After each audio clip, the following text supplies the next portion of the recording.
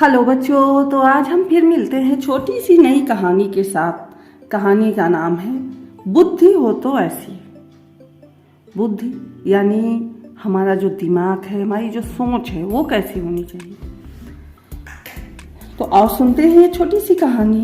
एक थी राजकुमारी, वह जितनी सुंदर थी उतनी चतुर भी थी। वह पढ़ी लिखी थी, संस्कार उसमें ठूस ठूस कर भरे हुए थे। कई बार तो राजा भी उसकी सलाह से न्याय करता था। रानी के लिए भी उसके बोल कीमती थे। दीन दुखियों को राजकुमारी का बड़ा सहारा था। रोगियों और बीमारों की सेवा वह खुद करती थी। साधु संतों को उसके सदाव्रत में भोजन मिलता था। राजा से लेकर रंक तक हर कोई उसे चाहता था। सब उसकी प्रशंसा के पुल बांधते थे। एक रोज उस नगर में 4 यात्री आए। चारों बड़े पंडित थे। उन्होंने राजकुमारी की चतुराई के किस्से सुने थे। वे सोचने लगे, ऐसी विद्वान स्त्री से सत्संग करना चाहिए, लेकिन यह मुमकिन कैसे हो। एक ने कहा, मैं राजकुमारी के लंगर में जाऊंगा, वहां खाना भी मिलेगा और राजकुमारी भी। वह लंगर में पहुंचा। साधु संतों की पंगत में वह भी भोजन करने बैठ गया।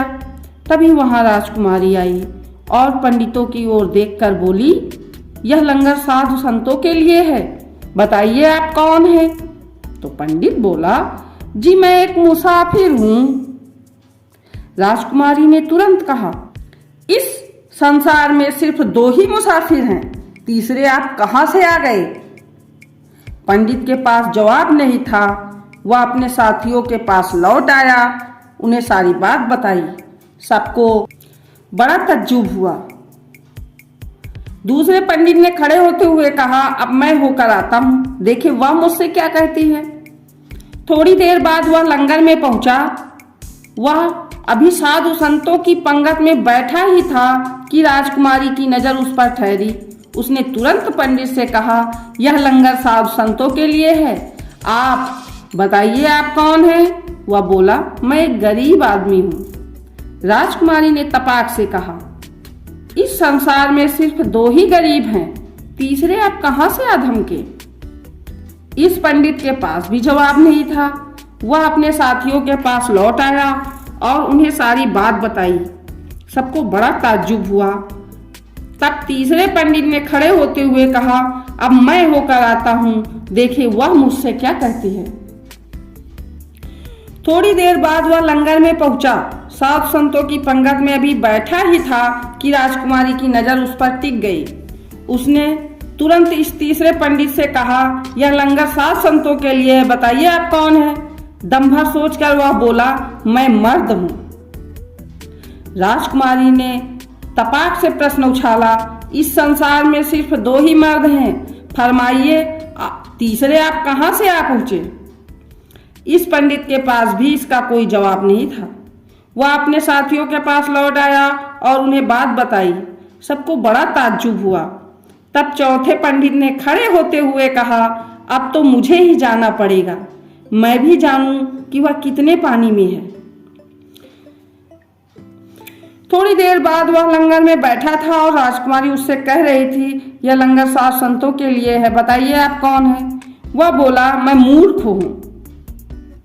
राजकुमारी ने तपाक से पूछा, इस संसार में सिर्फ 2 ही मूर्ख हैं, अब यह बताए कि तीसरे आप कहां से अटके?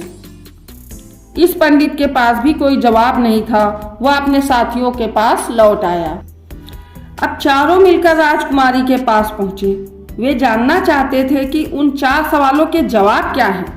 तभी वहां दीवान सिपाहियों के साथ आया और चारों पंडितों को गिरफ्तार कर ले गया। दम भर के लिए राजकुमारी दंग रह गई।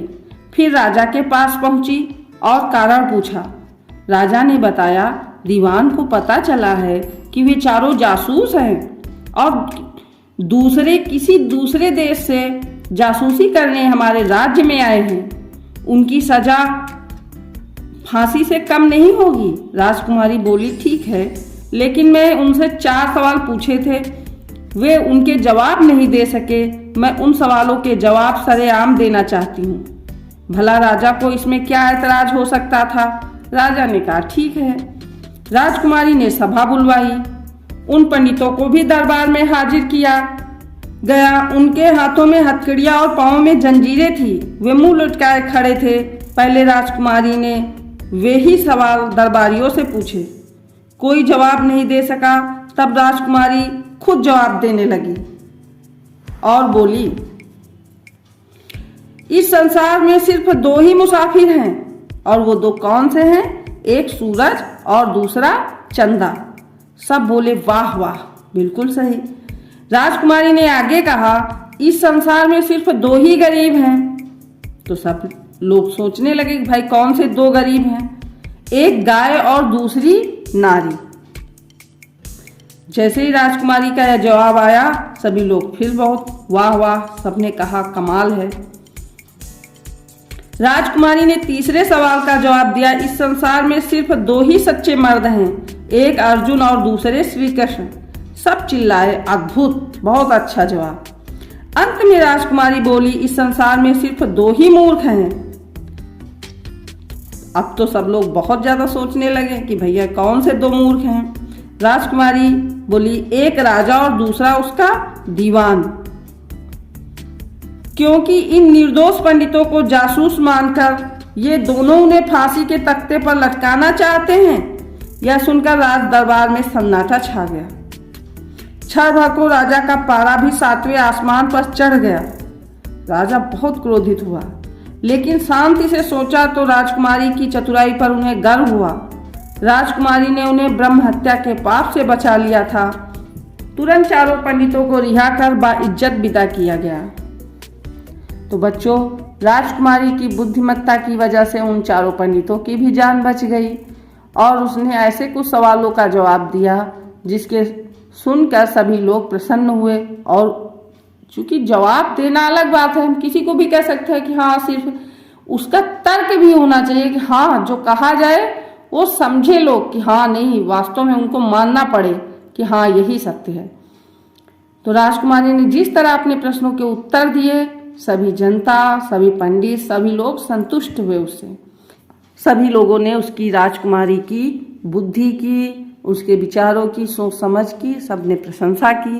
तो बच्चों, आज आपको ये कहानी कैसी लगी हमें जरूर बताएं। हम फिर मिलेंगे छोटी सी नई कहानी के साथ। बाय बाय बच्चों।